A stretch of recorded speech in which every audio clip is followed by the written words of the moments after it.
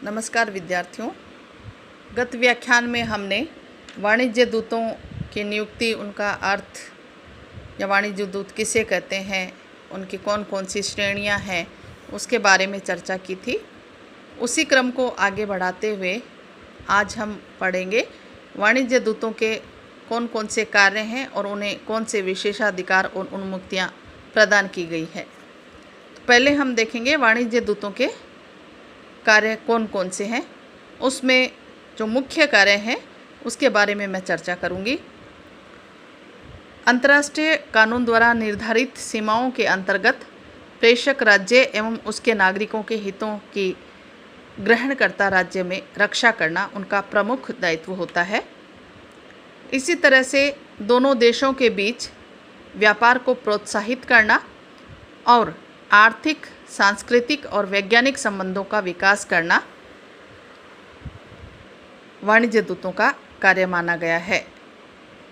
इसके अतिरिक्त प्रेषक राज्य की सरकार के लिए ग्रहणकर्ता राज्य के आर्थिक, सांस्कृतिक और वैज्ञानिक जीवन के विकास की परिस्थितियों के संबंध में प्रतिवेदन देना और प्रेषक राज्य के नागरिकों की सभी वैध तरीकों से पूरी सहायता करना वाणिज्य दूतों का दायित्व बनता है। प्रेषक राज्य के राष्ट्रीय पारपत्र एवं यात्रा संबंधी कागज प्रसारित करना और उस राज्य को यात्रा के इच्छुक लोगों को वीज़ा तथा ऐसे ही दूसरे आलेख सौंपना, लिखित पत्रों को प्रमाणित करने वाले एवं नागरिक पंजीकरणकर्ता के रूप में कार्य करना, ग्रहणकर्ता राज्य के प्रदेश में प्रेषक राज्य के राष्ट्रिकों के उत्तराधिकार संबंधी हितों की रक्षा करना, ग्रहणकर्ता राज्य के न्यायालय एवं अधिकारियों के सामने प्रेषक राज्य के उन राष्ट्रिकों का प्रतिनिधित्व करना जो कि किसी कारणवश अपने अधिकारों की रक्षा करने में असमर्थ हैं। और इसी तरह से यदि प्रेषक राज्य वाणिज्य दूत को कुछ प्रशासनिक कार्य सौंपता है तो वह उन कार्यों को भी संपन्न करता है, बशर्ते कि परिग्राहक राज्य ऐसा करने पर कोई प्रतिबंध न लगाए। वह प्रेषक राज्य के कानूनों के अनुसार अपने देश के जलपोतों के आवागमन पर नज़र रखता है और स्वदेशी जलयानों पर हुए विवादों को सुलझाने का भी प्रयास करता है। यदि परिग्राहक राज्य में उसके देश का कोई राजनयिक मिशन नहीं हो तो वाणिज्य दूत राजनयिक प्रतिनिधियों के कार्य भी संपन्न करता है। वाणिज्य दूत ऐसे अन्य कार्य भी कर सकता है जो दोनों संबंधित राज्यों द्वारा उसे सौंपे जाएं। और इसी तरह प्रेषक राज्य परिग्राहक राज्य की पूर्व अनुमति लेकर वाणिज्य दूत को किसी अंतर्राष्ट्रीय संगठन में अपना प्रतिनिधित्व करने के लिए भेज सकता है। उस समय उसे वे सभी विशेषाधिकार एवं उन्मुक्तियां प्राप्त होगी जो संगठन में भाग लेने आए अन्य प्रतिनिधियों को प्राप्त होती है। तो वाणिज्य दूतों के विशेषाधिकार एवं उन्मुक्तियों के बारे में यदि चर्चा की जाए तो हालांकि उनका स्वरूप राजनयिक नहीं माना जाता, इसलिए उन्हें राजनयिक अभिकर्ता के समान समस्त विशेषाधिकार तो प्राप्त नहीं होते, लेकिन फिर भी उन्हें कुछ विशेषाधिकार अवश्य प्राप्त होते हैं। उन्हें केवल वे ही विशेषाधिकार प्राप्त होते हैं जिनका स्पष्ट उल्लेख वाणिज्यिक संधियों में किया जाता है। कुछ सुविधाएं और विशेषाधिकार उन्हें सौजन्यवश भी प्रदान किए जाते हैं, किंतु उन्हें वे वैध अधिकार के रूप में नहीं मांग सकते। मार्च 1963 के वियना अभिसमय में वाणिज्य दूतावास के पदाधिकारियों एवं अन्य कर्मचारियों को निम्नलिखित विशेषाधिकार एवं उन्मुक्तियां प्रदान की गई है, जैसे वाणिज्य पदाधिकारियों से संबंधित और दूसरा आजीवक अधिकारियों तथा अन्य सदस्यों से संबंधित। तो पहले में हम देखेंगे कि वाणिज्य पदाधिकारियों से संबंधित कौन कौन से विशेषाधिकार हैं। वाणिज्य पदाधिकारियों में 4 श्रेणियां जैसे महावाणिज्य दूत, वाणिज्य दूत, उप वाणिज्य दूत तथा वाणिज्यिक अभिकर्तागण के पदाधिकारी आते हैं। उन्हें निम्नलिखित सुविधाएं और विशेषाधिकार और उन्मुक्तियां प्रदान की गई है, जैसे कार्य की सुविधाएं। परिग्राहक राज्य द्वारा वाणिज्य पदाधिकारियों को अपने पद से संबंधित कार्य करने की पूरी सुविधाएं प्रदान की जाती हैं। दूसरा है राष्ट्रीय ध्वज का प्रयोग। परिग्राहक राज्य में बने विदेशी दूतावास पर वाणिज्य दूत अपने राष्ट्र का ध्वज फहरा सकते हैं और अपने वाहनों आदि पर भी वे अपने राष्ट्रीय ध्वज का प्रयोग कर सकते हैं।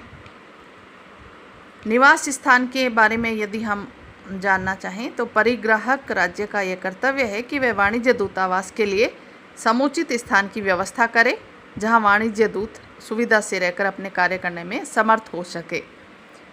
वैयक्तिक अनतिक्रम्यता के बारे में वाणिज्य दूतों को व्यक्तिगत सुरक्षा का भी पूरा अधिकार है। परिग्राहक राज्य का यह कर्तव्य है कि वह वाणिज्य पदाधिकारियों के सम्मान और उनके शरीर की पूर्ण रक्षा की व्यवस्था करे। वाणिज्य दूतों को सामान्यतः हाथ नहीं लगाया जा सकता और न ही उन्हें नज़रबंद या बंदी बनाया जा सकता। वाणिज्य दूतावास अनतिक्रम्य माना जाता है। परिग्राहक राज्य का कोई भी पदाधिकारी या पुलिस बिना पूर्व अनुमति के दूतावास के क्षेत्र में प्रवेश नहीं कर सकती। परिग्राहक राज्य की सरकार राष्ट्रीय सुरक्षा के लिए वाणिज्य दूतावास का भवन, फर्नीचर तथा अन्य संपत्ति का अधिग्रहण नहीं कर सकती। फिर है करों से मुक्ति। वाणिज्य दूत अपने कार्यालय और निवास स्थान परिग्राहक राज्य के स्थानीय एवं राष्ट्रीय करों से मुक्त रहते हैं। आवागमन की स्वतंत्रता उन्हें रहती है। तो वाणिज्य दूत एवं उनके स्टाफ को आवागमन की पूर्ण स्वतंत्रता रहती है। वे परिग्राहक राज्य के किसी भी भाग में बिना रोक टोक के आ जा सकते हैं और केवल ऐसे क्षेत्रों को छोड़कर जो राष्ट्रीय सुरक्षा की दृष्टि से आम जनता के लिए प्रतिबंधित कर दिए गए हों वो सभी जगह आ जा सकते हैं। संचार की स्वतंत्रता। परिग्राहक राज्य वाणिज्यिक दूतों और उनके अधीन कार्यरत सभी कर्मचारियों को संचार की पूर्ण स्वतंत्रता प्रदान करता है। वे अपनी सरकार से संचार स्थापित कर सकते हैं परंतु बेतार का तार प्रयोग में लाने के लिए परिग्राहक राज्य से अनुमति लेनी पड़ती है। तो वाणिज्य दूतावास का समस्त पत्र व्यवहार अनतिक्रम्य होता है और वाणिज्य डाक के थैलों को न तो खोला जा सकता है और न ही उन्हें रोका जा सकता है। प्रत्येक वाणिज्य दूत डाक के थैलों में एक विशेष चिन्ह अनिवार्यतः लगा देता है जिसमें यह इंगित होता है कि यह थैले कहाँ से भेजे जा रहे हैं और उसे यह प्रमाण पत्र भी देना होता है कि इस थैले में केवल सरकारी कागजात है। यदि कभी परिग्राहक राज्य को यह संदेह हो जाए कि किसी थैले में सरकारी पत्रों के अलावा कुछ और रखा हुआ है तो वह मांग कर सकता है कि थैले उसके प्रतिनिधि के सामने खोले जाएं। यदि वह मांग स्वीकृत नहीं की जाती तो वह उस थैले को वहीं लौटा सकता है जहां से वह चला था। पत्रों की जांच पड़ताल से मुक्ति। वाणिज्य दूतावास के कार्यालय का परिग्राहक राज्य के विभिन्न भागों के व्यापारियों से और प्रेषक राज्य की सरकार से सदैव पत्र व्यवहार चलता रहता है। तो वाणिज्य दूतों को यह विशेषाधिकार प्राप्त है कि उनके पत्रों की कोई जांच पड़ताल नहीं की जाए और उनके पत्र निर्बाध रूप से आते जाते रहते हैं। परिग्राहक राज्य के अधिकारियों से पत्र व्यवहार के बारे में भी वाणिज्य दूतावास के अधिकारी अपने कार्य संपन्न करते समय स्थानीय अधिकारियों से पत्र व्यवहार कर सकते हैं। यदि परिग्राहक राज्य के कानून इस बात की अनुमति दें तो वे केंद्रीय सरकार के अधिकारियों से भी पत्र व्यवहार कर सकते हैं। प्रेषक राज्य के राष्ट्रजनों के साथ पत्र व्यवहार का अधिकार भी उन्हें होता है और परिग्राहक राज्य में कहीं भी रहने वाले अपने किसी भी देशवासी को वे पत्र भेज सकते हैं और उनसे पत्र भी प्राप्त कर सकते हैं। यदि परिग्राहक राज्य के किसी भी भाग में वाणिज्य दूत का कोई राष्ट्रजन बंदी बना लिया जाए अथवा उसके विरुद्ध कोई न्यायिक कार्रवाई की जा रही हो और वह वाणिज्य दूतों से संपर्क साधने की प्रार्थना करे तो संबंधित अधिकारी का कर्तव्य है कि वह यथासंभव शीघ्र ही वाणिज्य दूत से उसका संपर्क करवा दे। यदि वह व्यक्ति वाणिज्य दूत से पत्र व्यवहार करना चाहे तो उसे इसकी सुविधा भी प्रदान की जानी चाहिए। वाणिज्य दूत को यह अधिकार है कि वह अपने राष्ट्रजन से जिसे गिरफ्तार किया जा चुका वो पत्र व्यवहार भी कर सकता है और उससे मिल भी सकता है। बंदी व्यक्ति की प्रार्थना पर वह उसका कानूनी प्रतिनिधित्व भी कर सकता है, परंतु यदि संबंधित व्यक्ति वाणिज्य दूतावास के हस्तक्षेप का विरोध करे तो वाणिज्य दूत अपनी ओर से कोई कार्यवाही नहीं कर सकता। मृत्यु अथवा दुर्घटना की सूचना। परिग्राहक राज्य के अधिकारियों का कर्तव्य है कि यदि किसी विदेशी की मृत्यु हो जाए या वह दुर्घटनाग्रस्त हो जाए तो इसकी सूचना उस देश के वाणिज्य दूतावास को अविलंब दे। इसी प्रकार यदि किसी अल्पवयस्क राष्ट्रजन का संरक्षक नियुक्त करना हो तो उसकी सूचना उस व्यक्ति के वाणिज्य दूतावास को दी जानी चाहिए। दूसरा यदि हम देखें तो जैसे आजीवन अधिकारियों तथा अन्य सदस्यों से उनके संबंध। वाणिज्य दूतावास के आजीवन अधिकारियों और अन्य सदस्यों को भी विशेष अधिकार और सुविधाएं प्रदान की जाती है